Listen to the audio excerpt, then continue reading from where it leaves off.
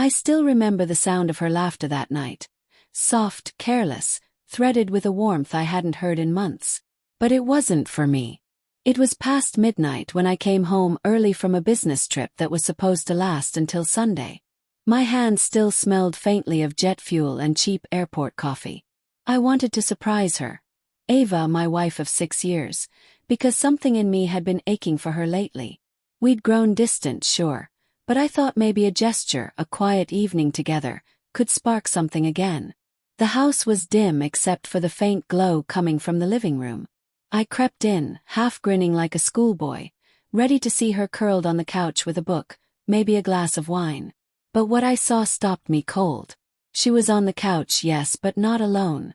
A man, broad-shouldered, with that lazy confidence I'd always envied in others, sat too close.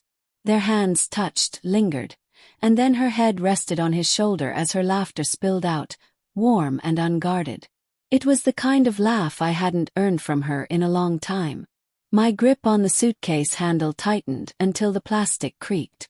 I could have stormed in, made a scene, thrown the lamp across the room. But I didn't. Instead, I stepped back, heart pounding like a war drum, and slipped out the door before either of them noticed. The shattering. That night I slept in my car, engine idling in the driveway of an old motel. I stared at the cracked ceiling and thought about every fight we hadn't had, every kiss that had turned mechanical, every night she said she was tired and I believed her. In the morning I went back, not to confront her, but to confirm what I already knew. Her phone was on the nightstand, face down but unlocked. I didn't want to be that husband, the snooping, paranoid fool. But something in me, call it survival, call it self-respect, needed the truth laid bare. The messages were there. Last night was perfect. Wish he'd travel more often. Soon maybe we don't have to hide. You make me feel alive again. Her words, not his. I remember sinking onto the edge of our bed. The same bed where we'd planned our future, whispered dreams into the dark, held each other when the world felt too heavy. My hands trembled as if they no longer belonged to me. When she came home that evening, she kissed me on the cheek like nothing was wrong. Like I didn't know everything. The confrontation. Ava, I said quietly as she poured herself a glass of wine. Who is he? The glass stopped halfway to her lips. Her eyes flicked to mine, then away. What? You heard me. She set the glass down too hard. You went through my phone. The gall of it nearly made me laugh. I found out because you left it open. Don't twist this around. Just tell me the truth. She sank into the chair across from me, face pale, lips pressed tight. For a long moment, the only sound was the hum of the refrigerator. It wasn't supposed to happen, she said finally. You were always working, always gone. I felt invisible. I wanted to scream that I worked for us. That the late nights and missed dinners were for the mortgage. The vacations she wanted, the life we'd planned. But the words stuck like broken glass in my throat. Do you love him? Yes. Her silence was the answer. The leaving. I left 3 days later. Not in a storm of slammed doors and shouted names. Just, quietly. I packed a suitcase, transferred some money to a separate account, and left the key on the kitchen counter. She cried, of course. Said she made a mistake. Said we could fix it. But the betrayal wasn't just the affair. It was the months of pretending, the smiles at dinner, the way she let me hold her knowing her heart was already elsewhere. Trust doesn't break with a scream. It snaps in silence like a thread cut clean. A year in exile. The first few months were a blur of paperwork, lawyers, and empty nights. Friends picked sides. Some stayed, some drifted.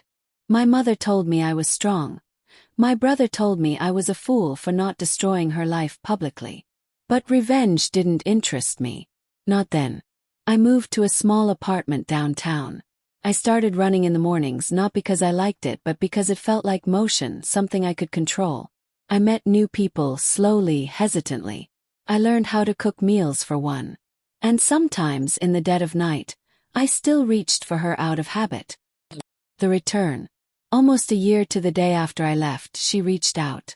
Can we meet? Just for coffee. I almost ignored it. almost deleted the message and went on with my life. But something in her tone, no pretense, no anger, just a quiet plea, made me agree. We met at a cafe we used to visit when things were good. She looked smaller somehow, shoulders hunched, makeup softer. Her fingers twisted the coffee cup like it might shatter. "Thank you for coming," she said. I nodded but didn't speak. She took a deep breath. "He's gone. Moved away." It didn't work out. I didn't flinch. I didn't gloat. I just watched her. "I've had a lot of time to think," she went on. "About us. About what I threw away." There it was. The thing I didn't know I'd been waiting for. Not an apology. Reckoning. The reckoning. "I don't expect you to forgive me," she said. I wanted you to know I regret it. Every single day. I thought I was unhappy because of you. But it was me. I was restless, selfish. I didn't see what I had until it was gone." Her eyes glistened, but the tears didn't fall. Ava was always good at holding them in. "Do you want me to say I'm sorry?" asked finally. She shook her head. "No. I want you to know I am." I studied her. The woman I had once loved so fiercely it hurt. The woman who had held my dreams like glass in her palms and let them slip. "I believed in us," I said quietly. "More than anything. And you made me feel like a fool for it." She winced but didn't look away. "Closure. Is there someone else now?" she asked after a pause. I thought of Claire, the woman I'd started seeing 2 months ago. Gentle, patient, with a laugh that was still new enough to feel like sunlight. "There might be," I said. "And even if there isn't, I'm not coming back." Her hands trembled around the cup. For a moment I thought she might reach for me, but she didn't. "I understand," she whispered. And for the first time in a long while I believed her.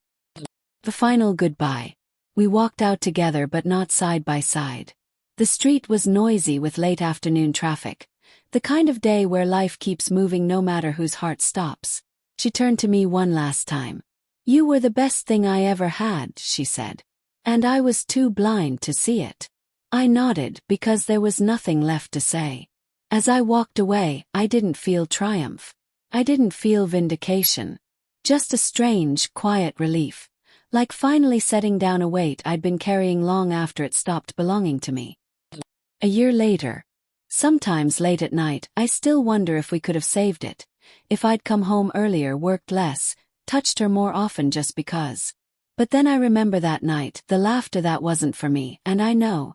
Some breaks are meant to stay broken. She faced what she lost. And I faced what I deserved.